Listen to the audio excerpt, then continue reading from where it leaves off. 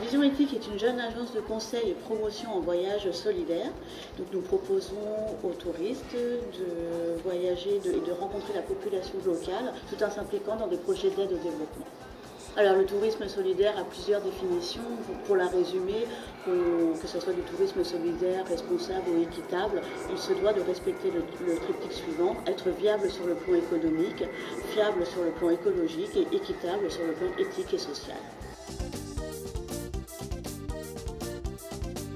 Avec un voyage style vision éthique, on aborde les personnes rencontrées, on adopte vraiment un mode de vie où on va à leur rencontre, où on va voir ce qu'elles sont, voir ce qu'elles ont à nous montrer, voir les expériences, en fait, le vécu qu'elles ont proprement dans ce pays. Et donc ça nous permet de ne pas rester à la surface des choses, en fait, et des gens.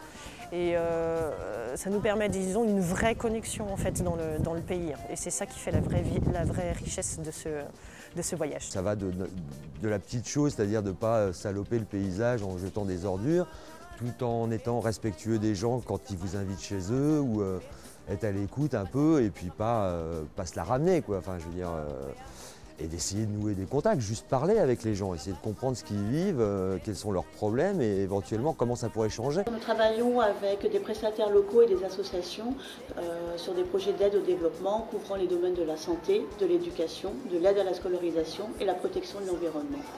Donc concrètement, depuis un an, nous travaillons donc avec la FIVEMI, une association composée de 12 brodeuses qui donc brodent des articles typiques des broderies de Richelieu, et ça leur permet donc d'apporter un revenu complémentaire pour équiper l'école maternelle ou combler des besoins précis à un instant T. On a visité des plantations, on a visité aussi un village où il y a un regroupement de brodeuses.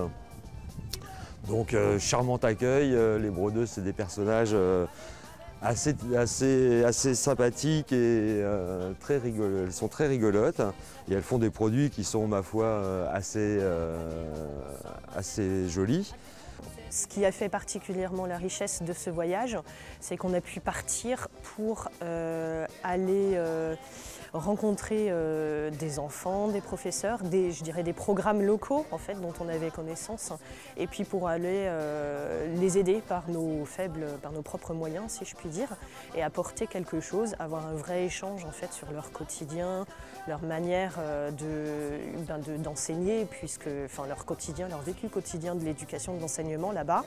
Et effectivement, là, on a eu un vrai échange avec le professeur de l'école, à qui on a pu donner en fait des objets, des livres et tout, rapportés soit de France, soit achetés à Madagascar, et qui a pu en direct distribuer ça aux élèves. Et on a eu un contact effectivement, un contact vraiment au sein de l'école. Et ça, c'était très très très très riche. Donc pour cet été, pour revenir sur Madagascar et notre projet de construction du centre de soins, nous travaillons en collaboration avec Cœur Monde, et donc qui collecte des dons. Donc pour toutes les personnes qui souhaitent soutenir ce projet, soit le mieux est de voyager avec nous à travers donc, le circuit Madagascar aux Racines du Nord-Ouest, mais Cœur Monde peut recevoir aussi tous les dons, donc n'hésitez pas à nous contacter sur visionéthique.com.